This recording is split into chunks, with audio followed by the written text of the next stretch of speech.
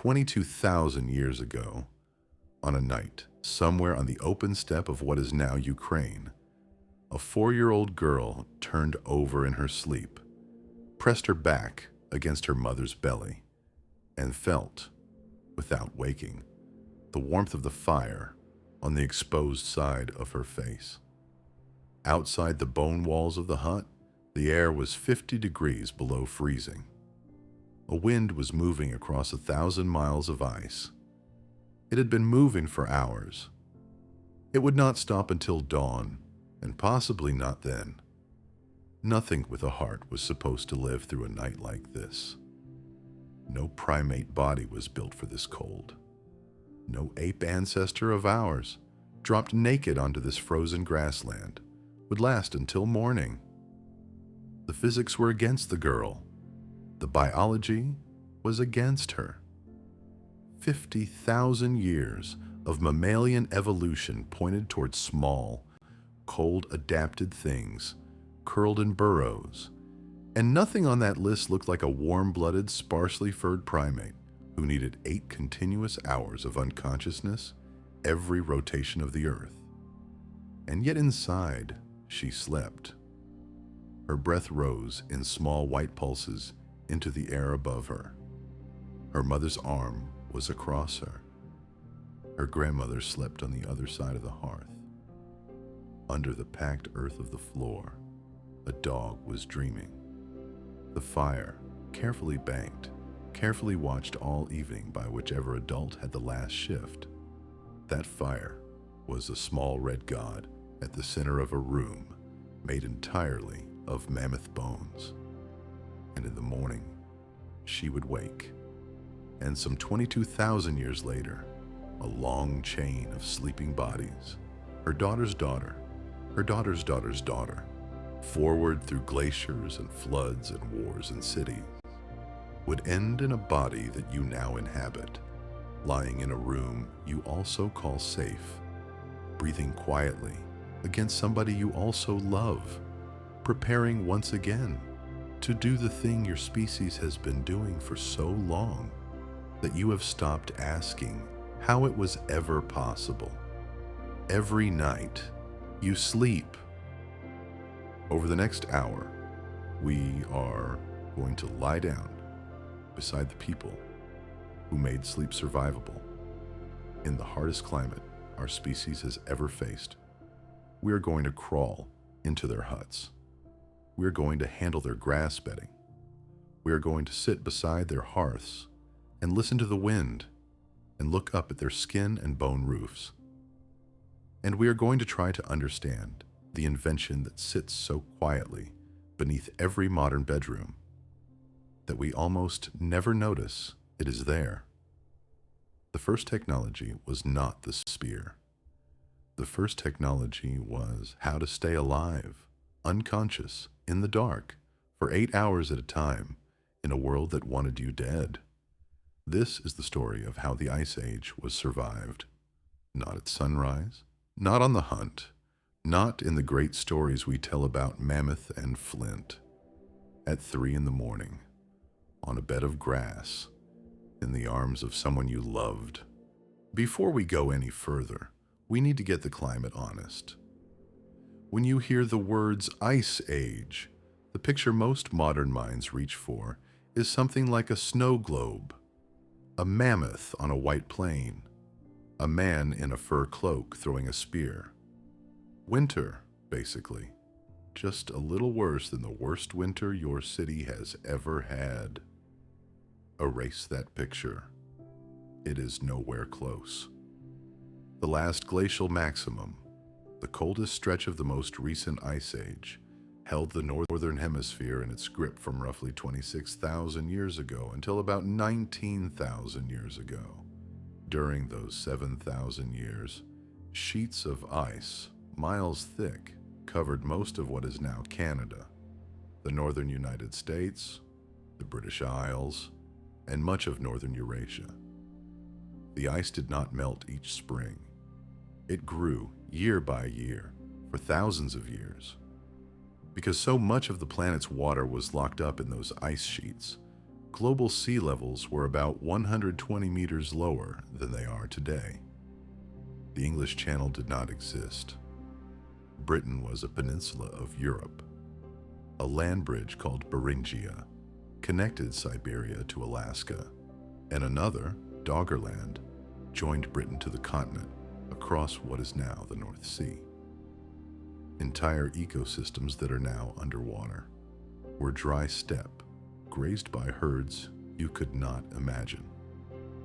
South of the ice sheets, a band of land stretched from what is now Western Europe, across Ukraine and Russia, all the way to the Pacific, a single continuous grassland ecosystem modern scientists call the Mammoth steppe. It had no true analog on Earth today. The closest thing is the high tundra of northern Siberia, but even that is a pale echo. The Mammoth steppe was colder, windier, drier, and far, far more productive. It was the breadbasket of the Ice Age. On that steppe, in summer, you might see temperatures reach the upper teens Celsius on a good day, and the grass would grow fast, and herds, woolly mammoths, steppe bison, horses, giant deer, musk oxen, woolly rhinoceros, saiga antelope would move across it in numbers we have no modern reference for. The same plain could hit 40 or even 50 degrees below 0 Celsius for weeks at a time. Unobstructed by forest, would scour the snow into bare earth patches where the mammoths could still graze. The sky, for months, would show almost no sun. The humidity would drop so low that skin would crack. The ground would be frozen to a depth of many meters, a permafrost layer from which the dead animals of earlier thousands of years still emerged, whole. This is the world we are talking about. And into that world, onto that plane, for reasons that are still partly mysterious and partly obvious, bands of anatomically modern human beings, your direct ancestors, in some cases literally your great thousand great-grandparents, had chosen to live. They were not there by accident. They had chosen it because the plain was rich with food. A single successful mammoth kill could feed an extended family for a month. The bison and horse herds were enormous. The rivers ran cold and clean. The obsidian and flint outcrops were generous. It was one of the most nutritionally abundant environments our species had ever lived in. The price was the winter, and the winter is where our question lives. Because you can hunt a mammoth, you can cut stone, you can walk for 20 miles a day, all through the cold afternoon. Your body, moving, will keep you alive. You generate heat. You can outwarm the wind, at least for a while, but you cannot do that asleep. You are a body that has lowered its metabolism by a full notch. Your core temperature drops by a degree on purpose. Your muscles are slack.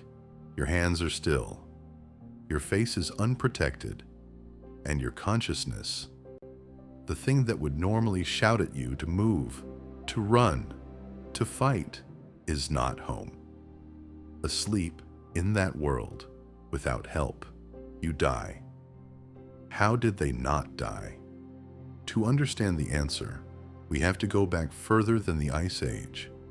We have to go back to the moment, somewhere deep in the African past, somewhere between 3 and 2 million years ago, when our ancestors did something that should have killed them.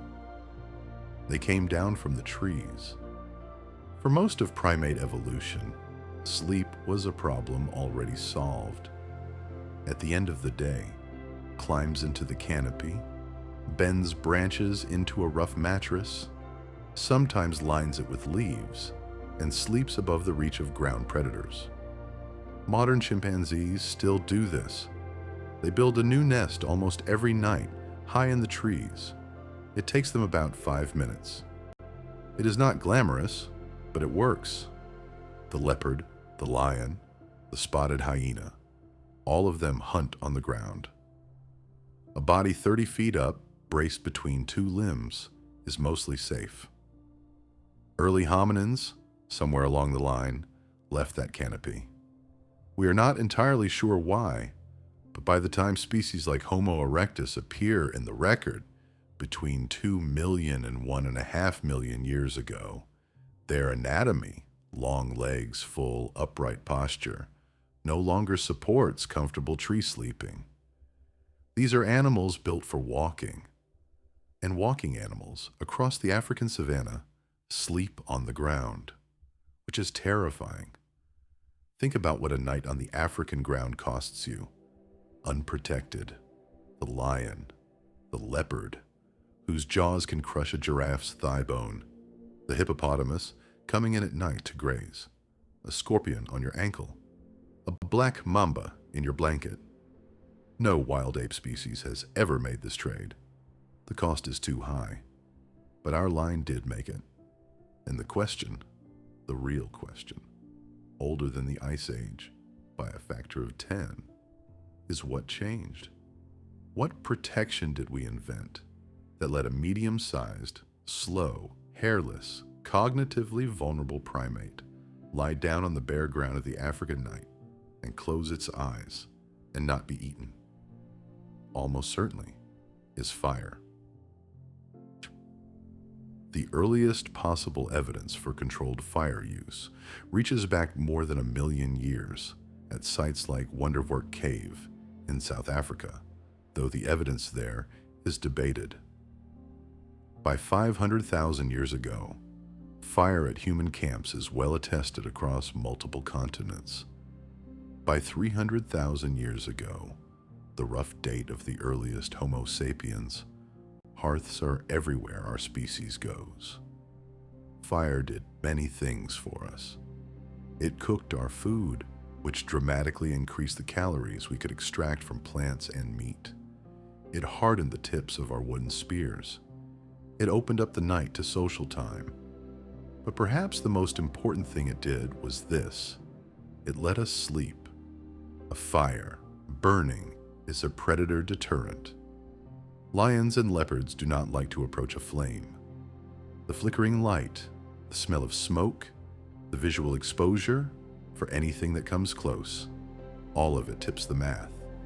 A circle of sleeping bodies arranged around a fire becomes something a predator will almost always avoid.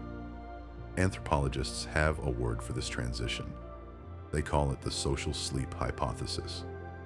Once early humans began sleeping together, around a fire, in groups, somebody always stirring, somebody always awake, the fire being tended in shifts without anyone planning it. A new kind of sleep became possible.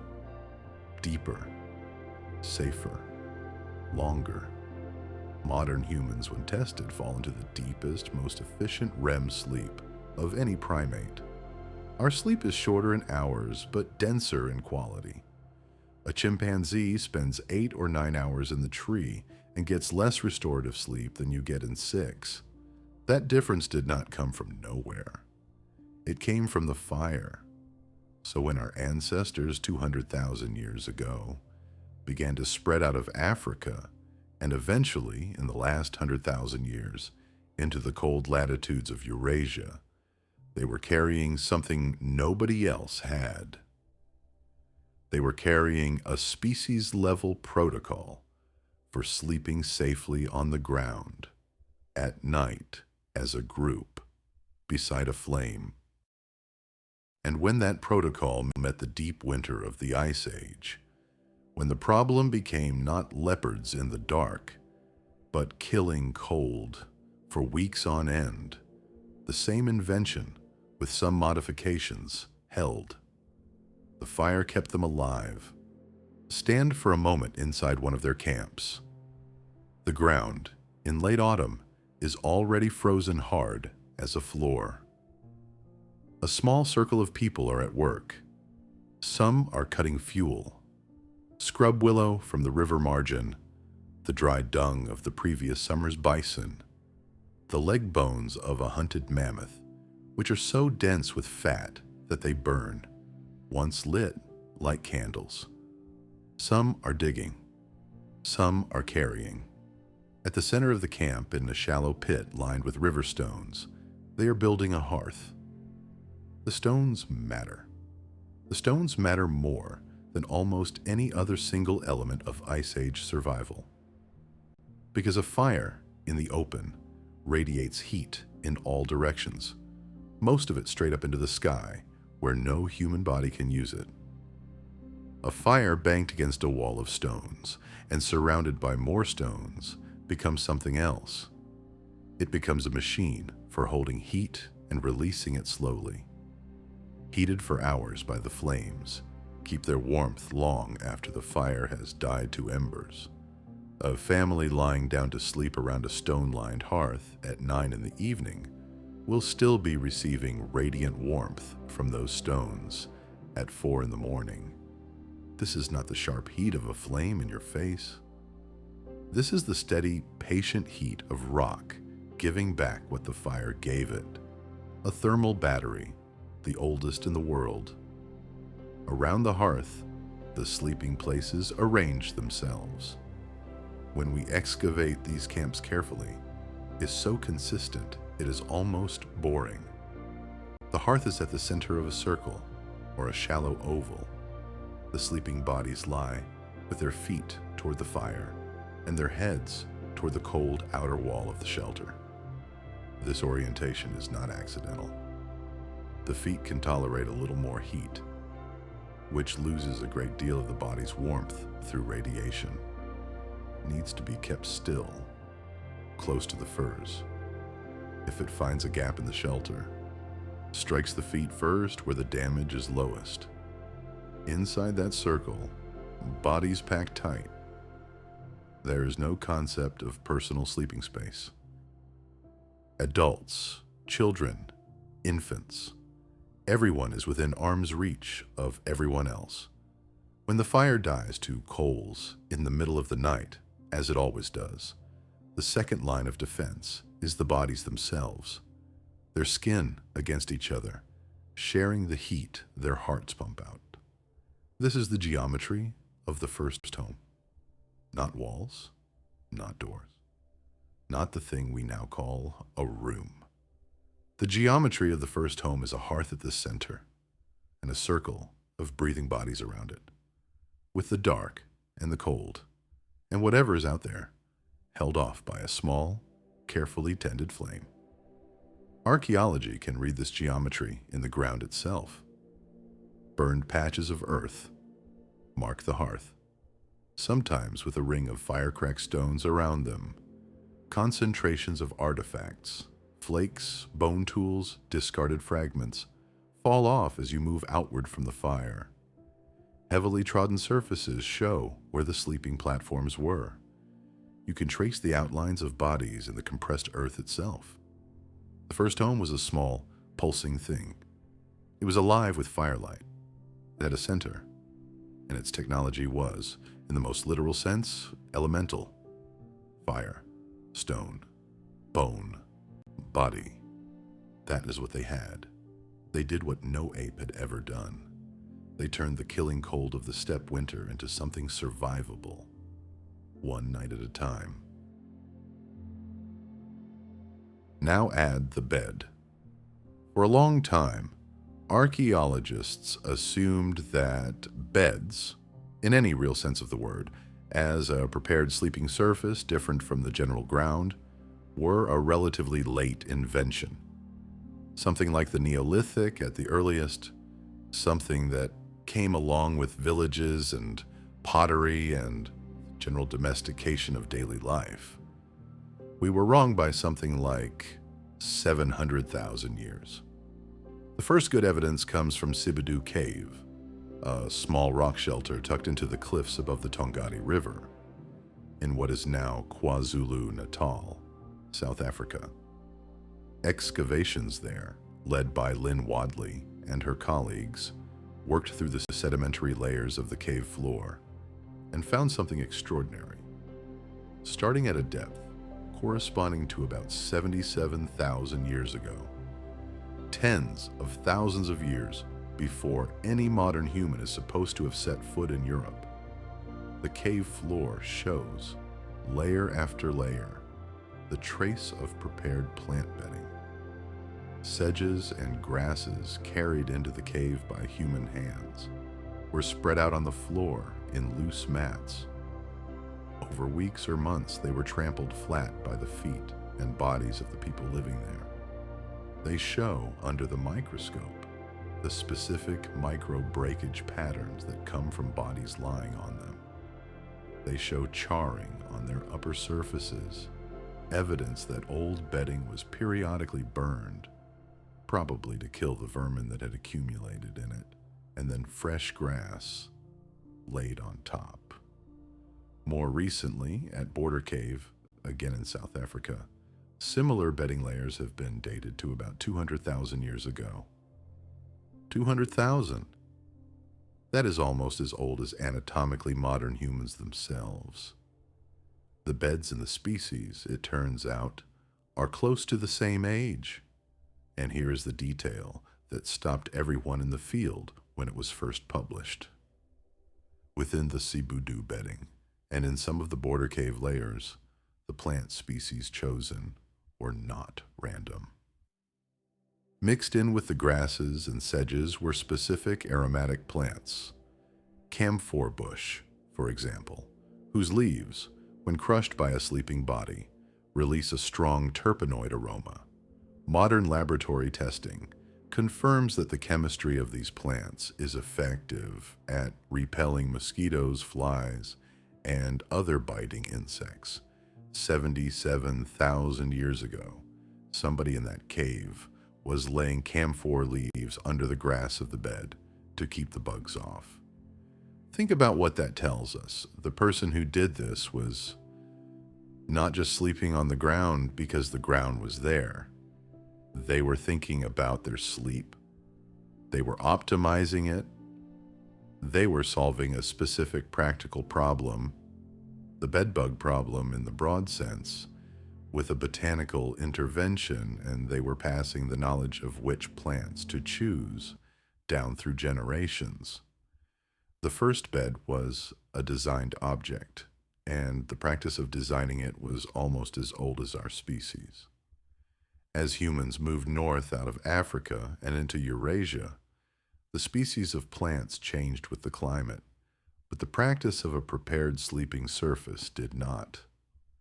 A 23,000-year-old hunter-fisher-gatherer camp on the shore of the ancient Sea of Galilee.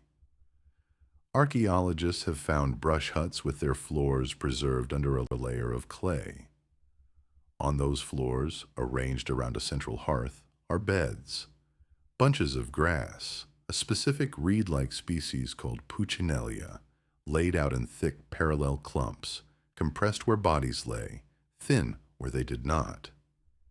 These are beds you could recognize today. Mattress-shaped, head end and foot end, room for a body, or sometimes two, arranged by the fire, as they always had been, as they still are. The bed is older than the city. The bed is older than the field. The bed is older than the bow and arrow. The bed is, in the long historical view, one of the oldest things your species still does. And the reason it is so old and so universal is that no other invention does quite what the bed does. It takes the ground, that cold, damp, hostile surface, and it lifts a body just above it into a layer of insulation that is partly warm air, partly springy plant material, partly the body's own radiant heat trapped by the furs above. It is, mechanically, exactly what your mattress does for you tonight. The materials are different. The principle is not. You are not a modern person sleeping on a modern bed. You are a body doing the oldest thing bodies do on a surface that has been refined for 200,000 years to do one specific job: keep you warm, keep you soft, keep you alive until morning. A bed is not a shelter. A bed is a soft place for a body to lie down. But a body on a bed, on an open plain, in a 40 below night, is a body that still freezes. The bed solves one problem, the ground.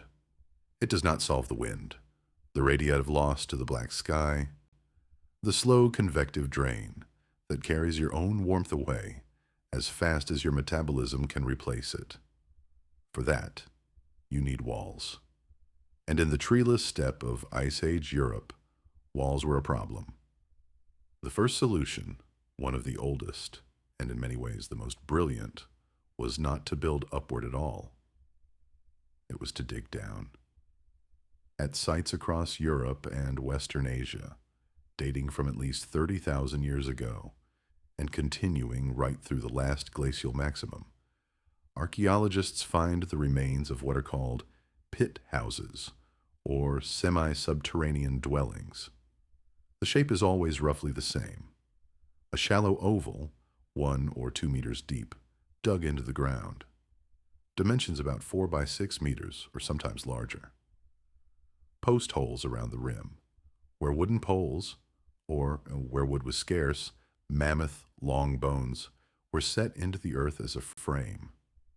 And above the frame, a conical or dome-shaped roof of skins, turf, and packed snow, held down against the wind by weights. You entered through a low passage, sometimes a tunnel, that acted as a cold trap. The cold air, denser than the warm air inside, would sink into the entrance passage and stay there, refusing to climb up into the living space. The warm air, rising from the hearth, would be held under the roof. Now look at the thermal engineering.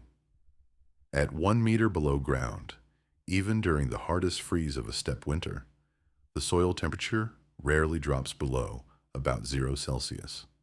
The permafrost, where it exists, is at depth.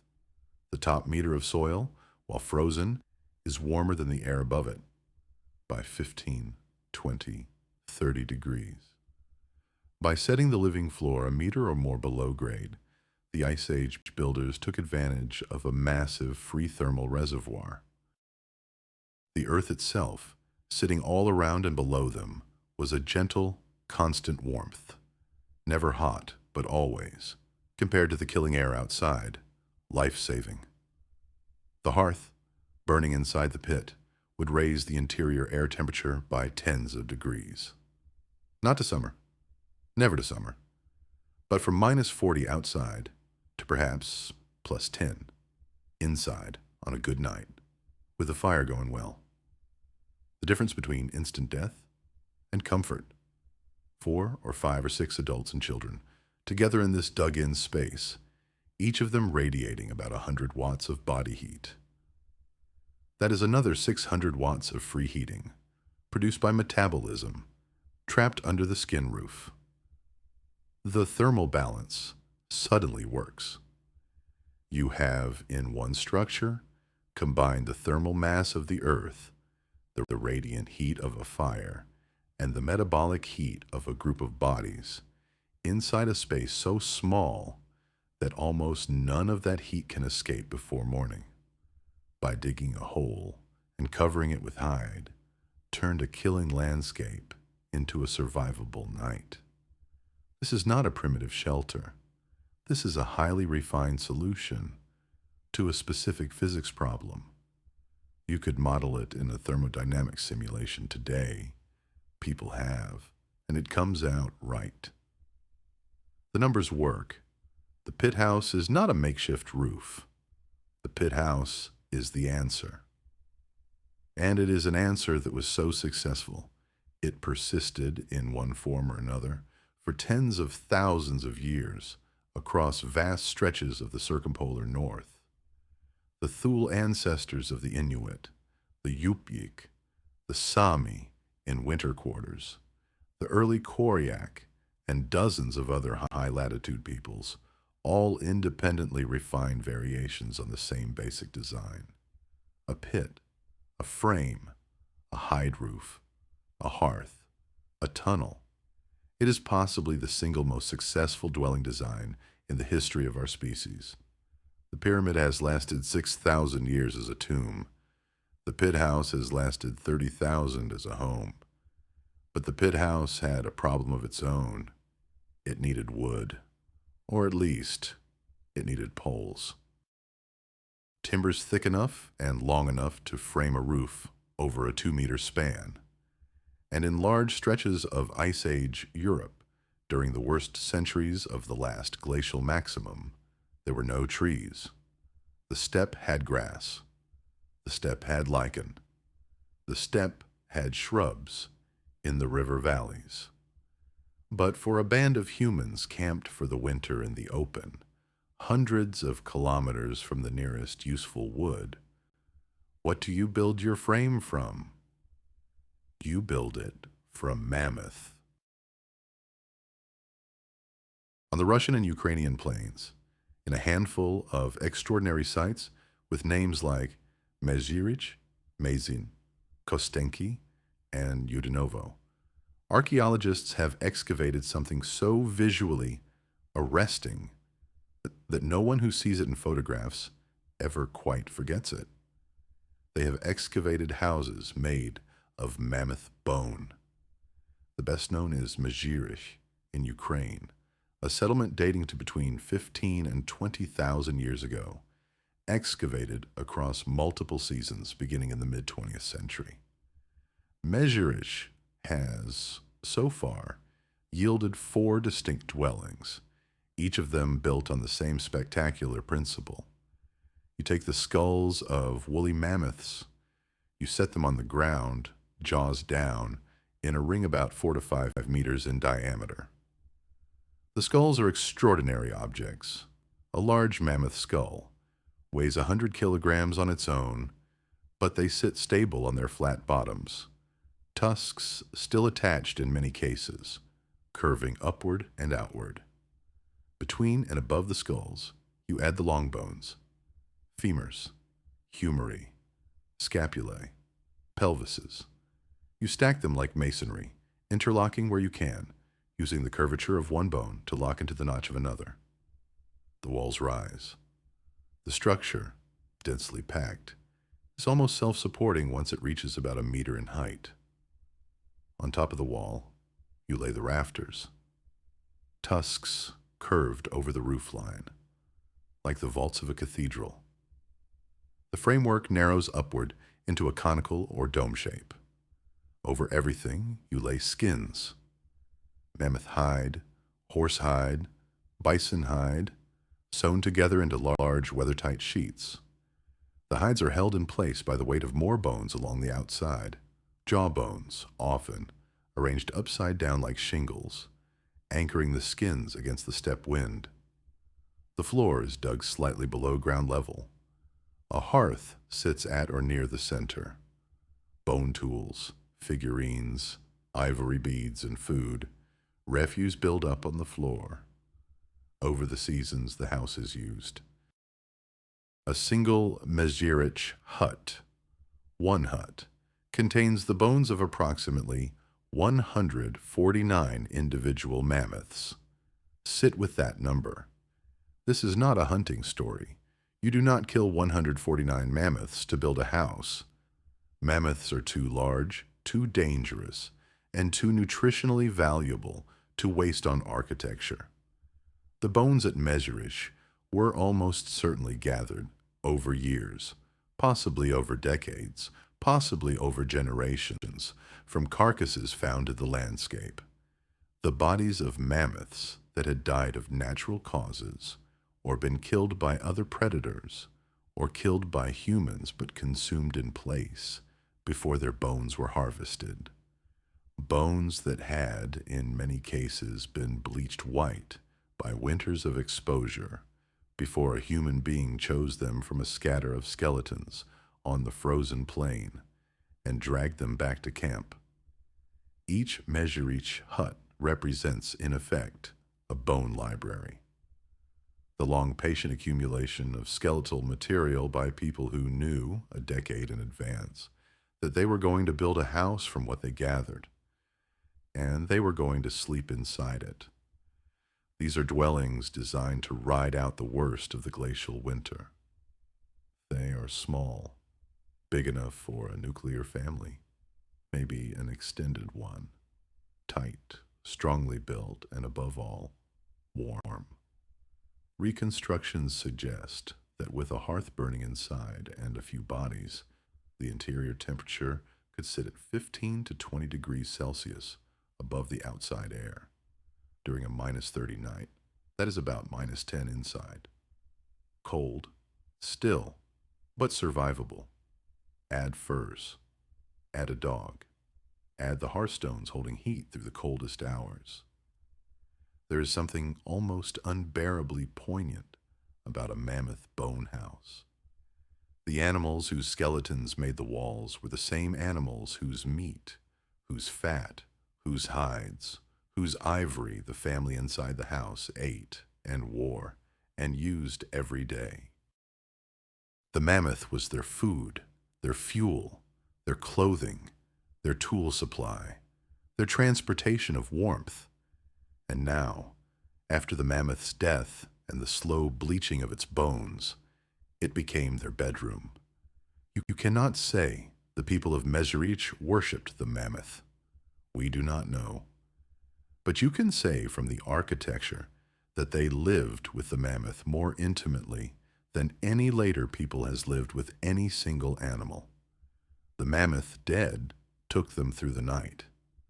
And every night, for thousands of nights, a family slept inside a dome made of 149 of them, with the wind going over the top and the fire at the center and the grassland stars visible through the smoke hole, and nothing at all between them and the Pleistocene, except skin, bone, and love. Open the skins they were wrapped in. For a long time, the clothing of Ice Age people was almost invisible in the archaeological record. Furs, leather, sinew, plant fiber, all of them rot, all of them vanish within a few centuries of being discarded. The direct evidence of Ice Age clothing for most of the 20th century was almost zero. But archaeology is a slow art, and the evidence has been coming. The first clue is the needle. At a handful of sites across Eurasia, sometimes in the most unexpected places, archaeologists have recovered bone and ivory objects that have no functional explanation, except one. They are long, slender, polished, and drilled at one end with a small eye. They are, by any reasonable measure, sewing needles. The oldest, well-dated example comes from Denisova Cave in the Altai Mountains of southern Siberia. It is 50,000 years old. It was probably made not by modern humans at all, but by the enigmatic hominin species we call Denisovans, from whom a small fraction of modern Asian and Melanesian ancestry still descends. They were sewing. 50,000 years ago, in the cold valleys of the Altai, somebody was threading sinew through a polished bone needle and stitching hides into garments. Modern human sites, once you know what you're looking for, produce needles in growing numbers from about 40,000 years ago onward. By the last glacial maximum, they are standard equipment. Every well-preserved Upper Paleolithic toolkit contains at least one. What does a needle tell you? It tells you the clothing, by then, was tailored. The shift from simple hide drapes, a bison skin thrown over the shoulders, held with a pin or a thong, to fitted sewn garments is an enormous thermal upgrade. A fitted sleeve traps a layer of warm air around the arm. A boot closed at the ankle stops the draft. A hood that seals around the face turns a killing cold into a managed one. You cannot do this with a flat hide and a tie. You can do it with a needle. What the clothing itself looked like, we can piece together from three streams of evidence. The first is direct preservation, extraordinarily rare. Nothing from the Ice Age has survived intact, but a few sites preserve imprints. At Dolní Věstonice, in what is now the Czech Republic, 26,000 years old, a few lumps of fired clay were pressed against woven textile before hardening, leaving behind the negative impressions of the weave. The earliest evidence of human weaving and cordage comes from this site. Fine string, basketry, and fabric textures, proving that by the Deep Ice Age, cloth existed alongside fur. The second stream is ethnographic. Modern Arctic peoples, until very recently, built layered fur clothing systems that we can reasonably assume resembled Paleolithic practice. The principle is always the same. 2 layers. The inner layer, fur side in, traps a layer of warm, still air against the body. The outer layer, fur side out, sheds wind and snow. A dead air layer of a centimeter or 2. This system, inner hide, outer hide, sealed at neck, wrists, ankles, will keep a body alive in 60 below. It has been tested repeatedly, both in the ethnographic present and in archaeological reconstructions. The third stream is art. At Malta, in Siberia, 30-something thousand years old, somebody carved small ivory figurines of human beings wearing what appears to be fitted fur clothing, with hoods. You can see the stitching lines. You can see the seams. At other sites, engraved figures wear bracelets, beaded ornaments, and elaborate headgear. Put it all together, and a picture emerges. Going to sleep in the Ice Age did not mean taking off your clothes. It meant loosening your outer parka, perhaps, kicking off your boots, tucking your feet deeper into the furs, and letting the inner layer, still warm, still lined with fine fur, still tailored to your body, sleep with you. The clothing did not come off. It changed role. What had been a walking shell in the day became a sleeping envelope at night. Over that, another layer. A large fur robe or blanket, probably mammoth, bison, or wolf, pulled up to the chin. Under that, the grass bedding we have already met. Beneath the grass, the packed earth of the pit floor. Layer on layer. The body in the middle. The fire across the room. The family around you. This is how you did not die. Now look at who was inside and where. One of the strangest things about studying Ice Age sleeping arrangements is how little we had to imagine. The compressed earth of a pit house floor, carefully excavated, sometimes preserves the outlines of the bodies themselves. Shallow depressions where the hips and shoulders pressed down for years. The artifacts show where people worked. The hearth shows where people cooked, and the gaps between these zones, by subtraction, show where people slept. The picture that emerges is consistent, almost universal, across dozens of excavated sites. They slept together, not just in the sense that several people were in the same room, in the sense that bodies were deliberately arranged to share heat.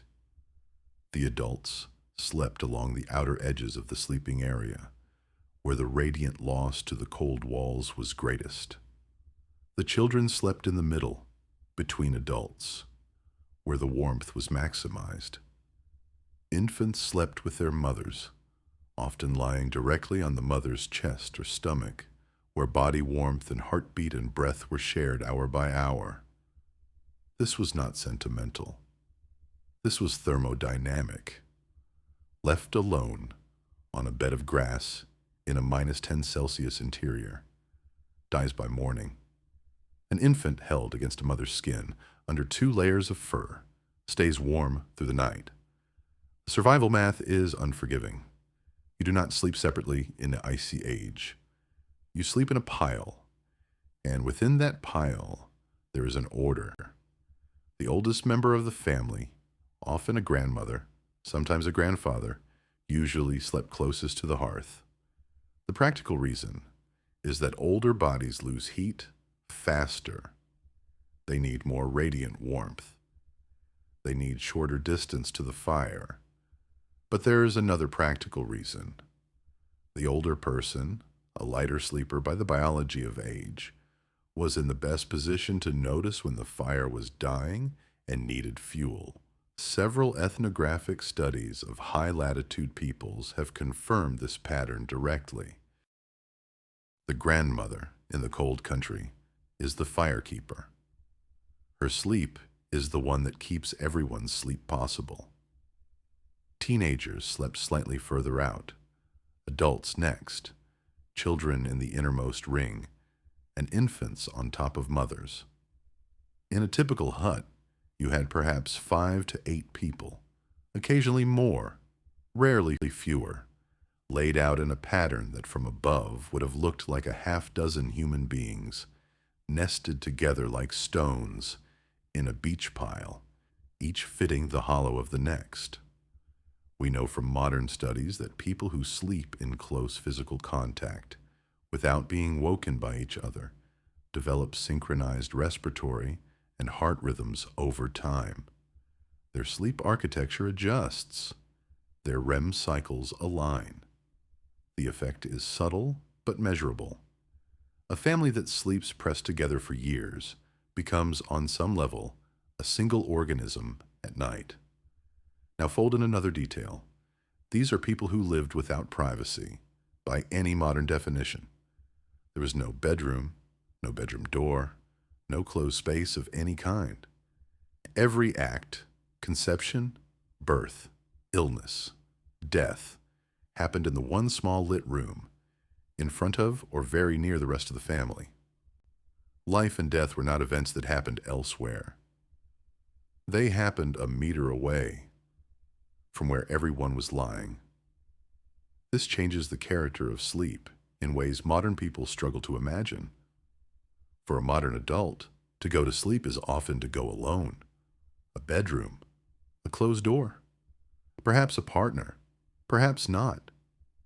Dreams, fears, and wakeful anxieties unwitnessed.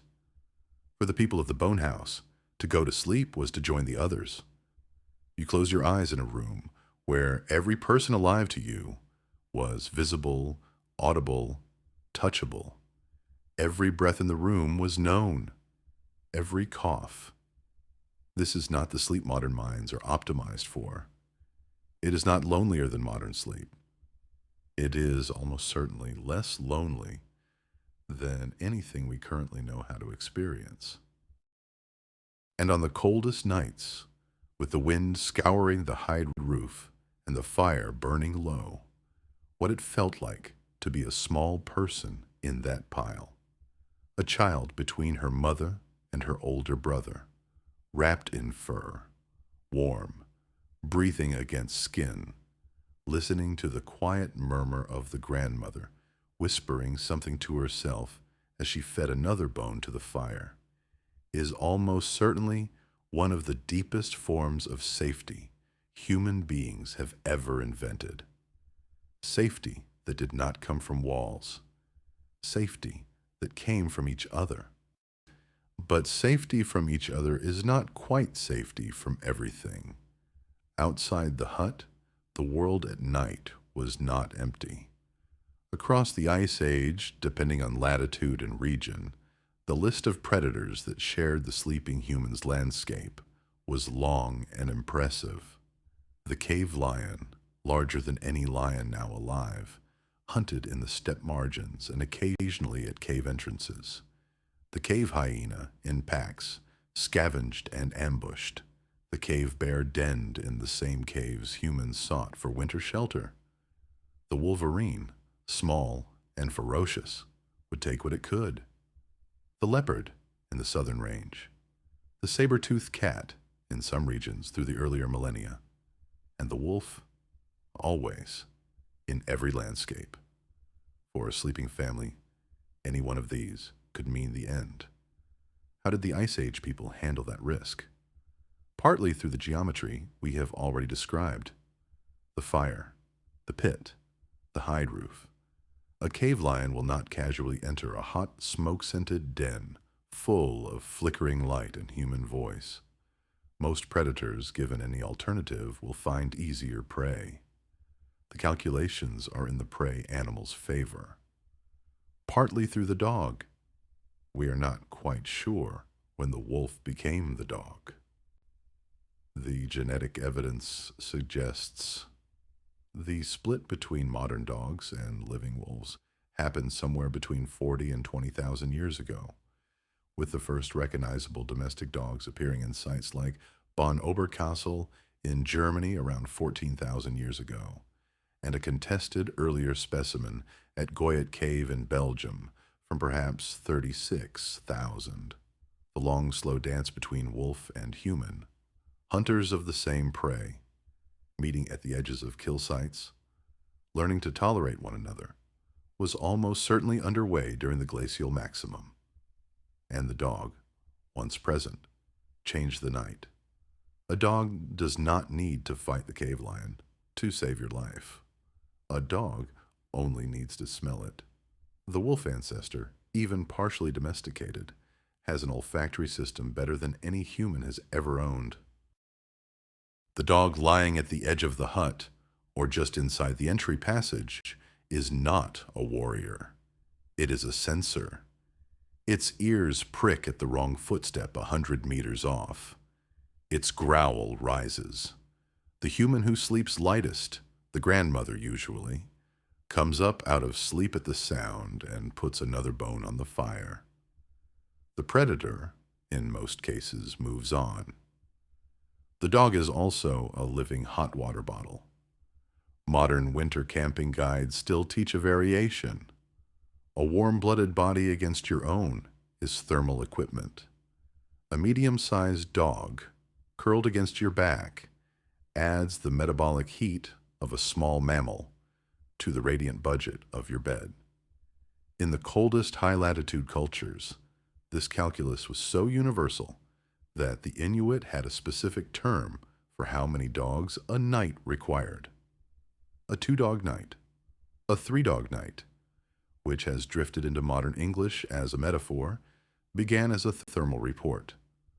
Outside of the dog, outside of the fire, there is the last layer, the human watch. We do not have direct evidence of a formal watch system at Ice Age camps, but we have good indirect evidence. In ethnographic records of high latitude and high predator density hunter-gatherers, almost without exception, somebody is awake at all hours. Not by appointment, by drift. The patterns of sleep within a group of 7 or 8 people, spread across different ages, naturally stagger. The grandmother wakes at 3 to feed the fire. The teenage boy, restless, rises at 4 and steps outside to piss against a ridge of bones. The nursing mother is often up with an infant at any hour. At no point in a functioning Ice Age camp are all members of the group unconscious at the same time. This is itself an adaptation. The social sleep pattern is an evolved defense. In a group of 8 people with slightly offset circadian rhythms, continuous coverage of the night is not planned. It simply happens. The species, collectively, never truly sleeps. Each individual gets 7 or 8 hours. The group, in aggregate, has somebody's eyes open all night long. This is probably the deepest meaning of the word safe in the Ice Age. Safe does not mean nobody is going to try to eat you. Safe means the cost of trying is higher than the reward, and the group is structured so that somebody will notice in time. You sleep because they are awake, and when you are awake, They sleep because of you. Safety is fuel. Even the perfect shelter, with the perfect bed and the perfect family, and the perfect hearth and the perfect dog, fails if there is nothing in your blood to burn. The Ice Age was, among other things, a caloric emergency. A body on the winter steppe, even at rest, even inside a warm hut, burns something like 2 to 3 times the calories of a body in a modern climate-controlled bedroom. Walking a single kilometer in deep snow costs more than 3 kilometers on a smooth road. A full winter day of tasks, hauling water ice, gathering fuel, processing a carcass, tending the fire, watching the children, could run a woman's daily expenditure past 4,000 calories. A man hunting on the open steppe in a blizzard could hit 5 or 6. You had to eat constantly, and you had to eat fat. This is the quiet secret of Ice Age nutrition. The lean protein of a mammoth haunch by itself is actually dangerous in sustained quantities. Without enough dietary fat or carbohydrate, the human liver cannot process more than a ceiling of protein, and a body that eats too much lean meat without fat enters a state known to later Arctic explorers as rabbit starvation, a slow, confusing death, despite full bellies. The Ice Age hunters knew this, not in the language of modern metabolism, but in the language of what to cut first from a kill. The fat went first. Tongue, marrow, organs, the fatty layer of the hump of a bison, the cheek pads of a mammoth, the kidney sweet of a horse. Not because it was delicious, though it was, but because a single kilogram of pure animal fat is 9,000 calories, enough to push a body through nearly 2 full winter days. The bones cracked open, gave up more. Mammoth long bones, in particular, are hollow and heavy with yellow marrow. A good femur yields a kilogram of concentrated fat. Burned, those same bones produce a long, hot, sootless flame that replaces scarce wood in the hearth. The bone that fed you in the afternoon heated you that night. What you ate, the day's hunt, fed the sleep that followed, and where there was no fresh hunt, there was storage. The Ice Age was the first great experiment in food preservation. At scale. Freezing, of course, was effortless. A carcass field dressed and laid in a snowbank would keep for months. Mezhirich and other circumarctic sites show pits dug into the permafrost just beyond the hut walls. Dedicated storage caches dug deep enough to stay frozen year-round, filled during the autumn kills and drawn down through the winter. These were Ice Age freezers. They worked flawlessly, and they required no fuel. Smoking was known. Drying at low summer humidities was known. A kind of controlled rot that makes meat safer and easier to digest is an extremely old practice attested across the circumpolar north, and almost certainly part of Upper Paleolithic nutrition. Water was a constant, underappreciated problem. You cannot drink snow directly. The body loses more heat melting it than the water is worth, and liquid water does not flow freely in midwinter. Every camp kept a pot near the hearth, constantly melting ice into drinkable water. The pot is itself an overlooked Ice Age technology. Skin pouches hung near the flames serve the role. Ceramic cooking vessels appear late in the very late Upper Paleolithic at sites like Dolny Viestanits, around 26,000 years ago. A body going to bed on the Ice Age, steppe went to bed warm-fed. Fat in its stomach, water in its body. The slow digestion of a heavy meal is itself a thermal gift. The metabolic heat of digestion can raise core temperature by a full degree through the first few hours of sleep. This is not an accident. This is why hunters across cultures tend to eat the biggest meal of the day before bed. You did not go to sleep hungry in the Ice Age unless something had gone very wrong. And if something had gone very wrong, you did not just sleep badly, you did not wake up. Now climb all the way inside, past the fire, past the bodies, past the bed, and into the mind of the sleeper. We cannot read a Paleolithic dream, but we can say, with surprisingly good confidence, what the architecture of their sleep was. The neural mechanisms that produce rapid eye movement sleep, the stage where most dreaming happens, are ancient. They are present in modern birds, in mammals, in reptiles in modified forms. They evolved somewhere deep in the amniot lineage, hundreds of millions of years ago. The brain you dream with tonight is built on the same neural components, the same neurochemistry, the same brainstem circuits as the brain an Ice Age child dreamed with at 4 in the morning inside a bone house. We know they dreamed because every human being sleeps in cycles of non-REM and REM stages. The cycle is roughly 90 minutes long. 4 to 6 cycles fill a normal night. In the REM portion of each cycle, the brain becomes intensely active, often more active than during waking. And the body, paralyzed for the occasion, lies still while the mind does its other work. Whatever that work is, memory consolidation, emotional processing, predictive rehearsal, creative recombination, it is not optional. Sleep deprive an animal of REM specifically, and cognitive function collapses within days. The Ice Age people, sleeping deeper and longer than their tree-dwelling ancestors could have, were also dreaming more. And what they were dreaming, we can at least guess at. They dreamed about the animals.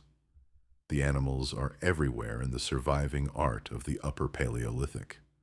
The walls of the decorated caves, Lascaux, Chauvet, Altamira, Pechmerle, Fontegome, and dozens more, are covered in mammoths, bison, horses, aurochs, lions, rhinoceroses, deer. Almost every large painted cave shows the same subject matter. Almost none show landscapes or plants. Almost none show human faces. The subject of Ice Age visual imagination, overwhelmingly, is the large mammal. And the way these animals are depicted is not casual. The artists knew anatomy in exquisite detail. They knew the turn of a bison's head when it charged. They knew the exact arrangement of muscle over rib. They painted animals leaping, running, fighting, falling. They painted animals being hunted and animals being missed. They painted sometimes animals with lines crossing their flanks that have been interpreted as wounds or as spiritual markings. The debate is ongoing. What we are seeing on those walls is almost certainly a visual language whose primary domain was the waking hunt and the sleeping imagination together. The lines between the two blurred in ways we have trouble reconstructing. In the ethnographic record of surviving hunter-gatherer societies, the line between dream and waking is not the modern line. A vivid dream of an animal may be treated as a real encounter. A successful hunt may have been rehearsed in dream for nights before. A child's first dream of a specific species may become that child's name. The caves themselves may have been dream spaces. The deepest paintings are sometimes hundreds of meters from the cave entrance, in pitch black, reached only with fat-burning lamps, in passages so narrow the artist had to paint upside down or belly down.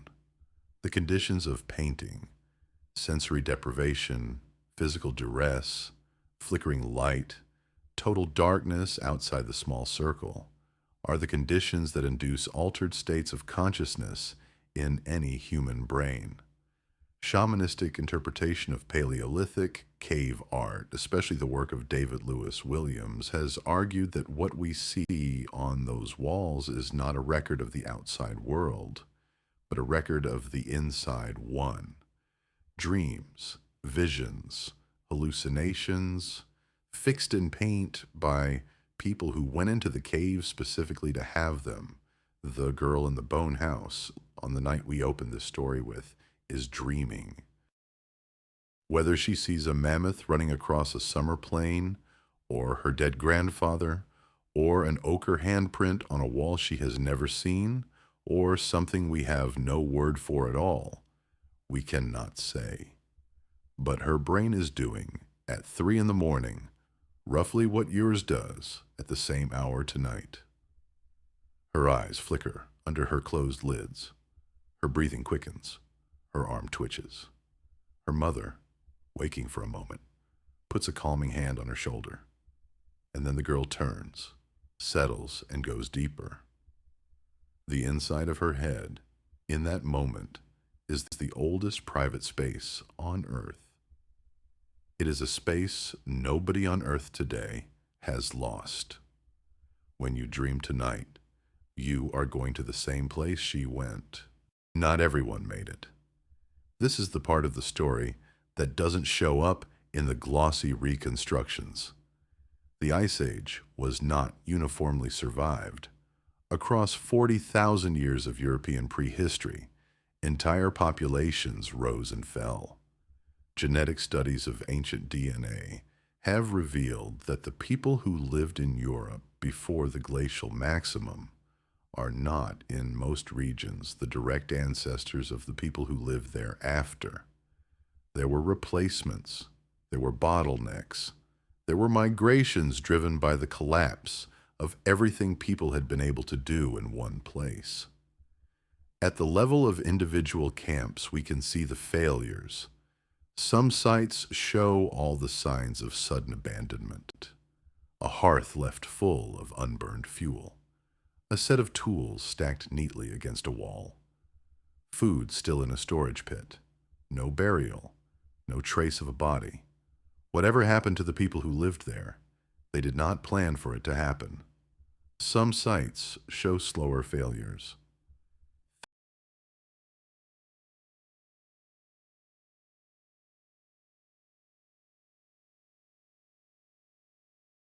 And child skeletons, when it can be recovered, shows the horizontal bands of hypoplasia that mark childhood starvation, periods of months or years when the developing body did not have enough to eat. Some skeletons rarely show direct evidence of freeze death. Hypothermia leaves few marks on bone, but when a body is found curled in a sleeping position, in a collapsed shelter with no hearth residue and no companions, a plausible reconstruction writes itself. There were Ice Age nights nobody lived through. There were families whose fire went out in the 3rd hour and was not noticed by anyone with the strength left to rebuild it.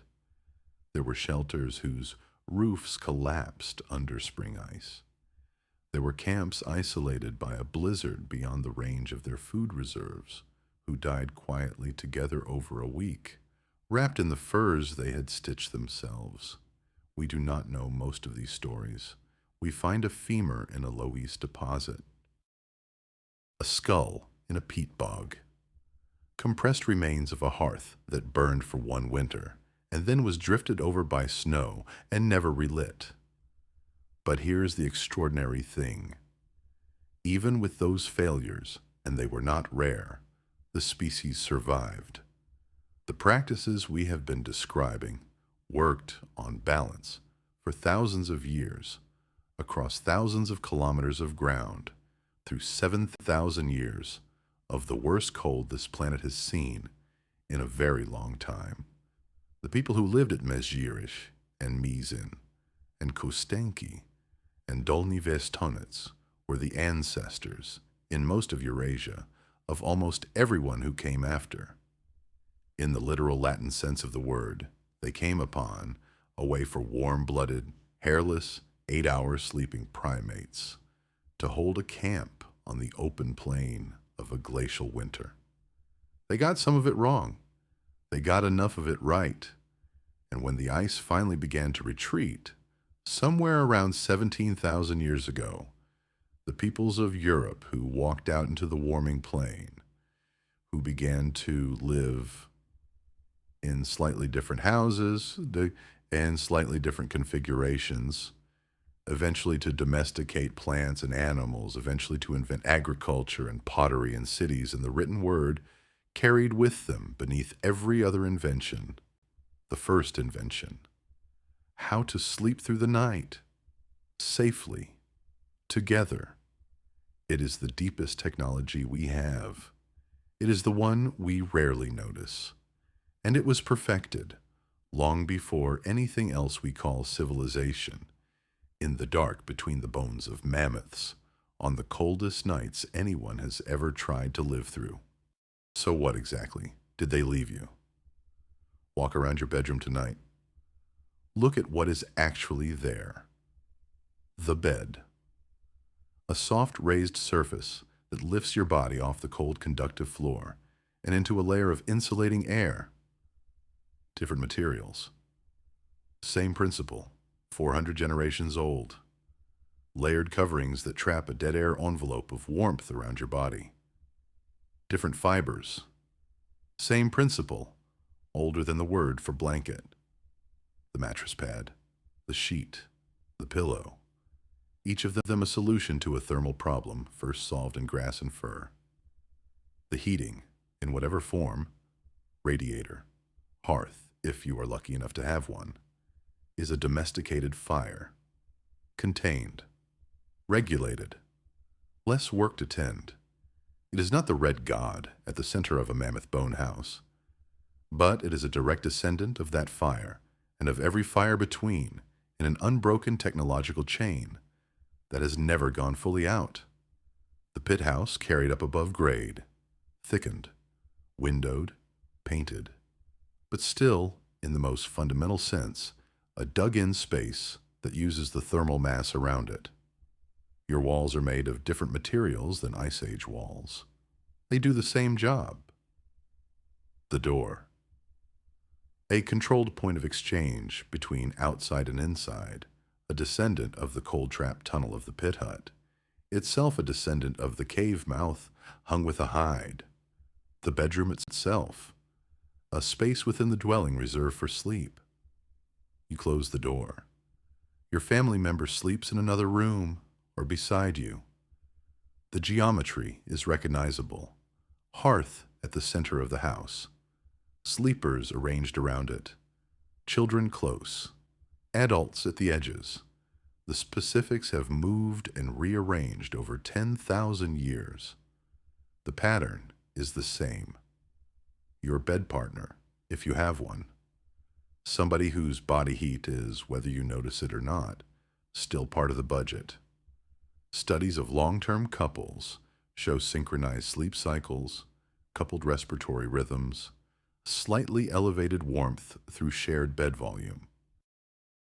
You are doing, in a much safer form, what the mother and the child and the grandmother were doing around the hearth. The thermodynamic math is a little different. The relational math is the same.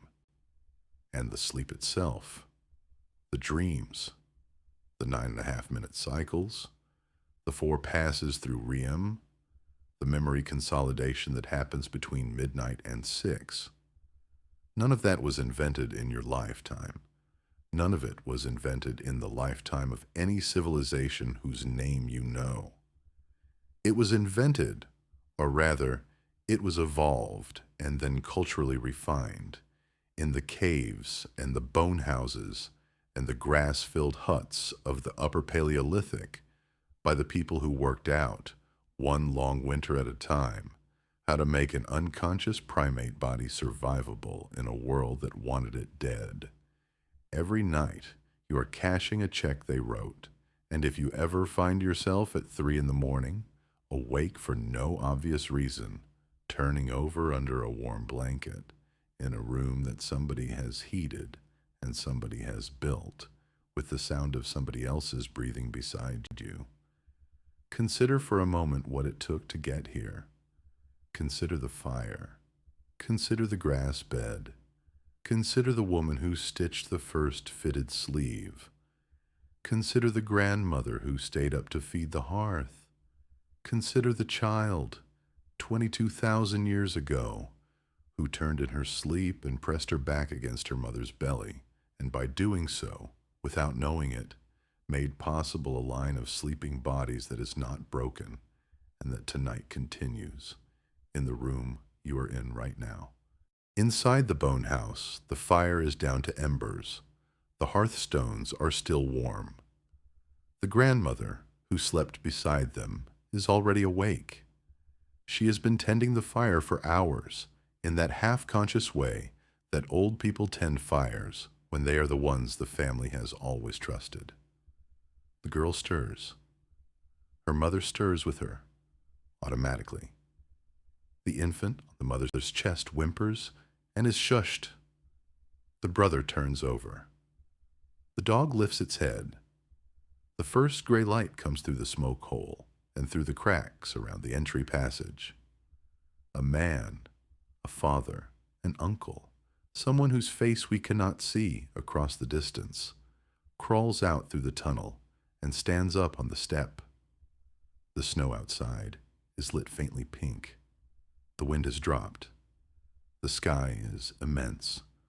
A herd of horses is visible on the far ridge, tiny black shapes against the gray snow, their breath clouding up in little plumes that the first low sun catches and turns gold. He stands there for a long time, breathing. Behind him, in the hut, the family is rising. The girl is stretching. Her mother is rekindling the fire. The grandmother is gathering ice from the water pot for the morning's melt. The infant is nursing. The dog is stretching out its stiff back legs and shaking its coat free of the night's warmth. They have made it. Another night. And the remarkable thing, the thing we have spent this hour trying to feel our way into, is that this was not miraculous. It was not unusual. This was what happened almost every morning for thousands of years, across tens of thousands of square kilometers of the coldest land human beings have ever tried to live on. They slept, they woke, they tended the fire, they loved each other through the dark, they invented the home. And when the ice retreated, and the forests came back, and the cities rose, and the centuries stacked up one after another into the long, strange story of recorded history, nobody ever had to reinvent the thing they had invented first. You inherited it. You use it every night.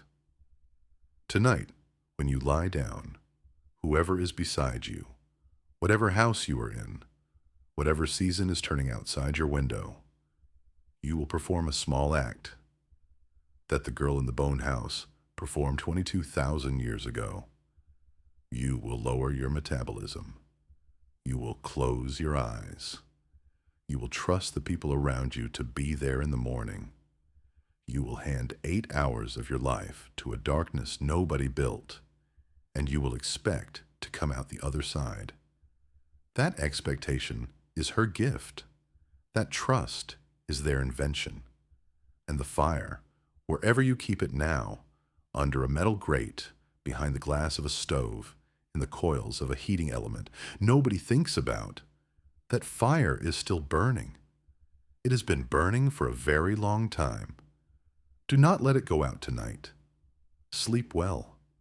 The echoes, as always, go on.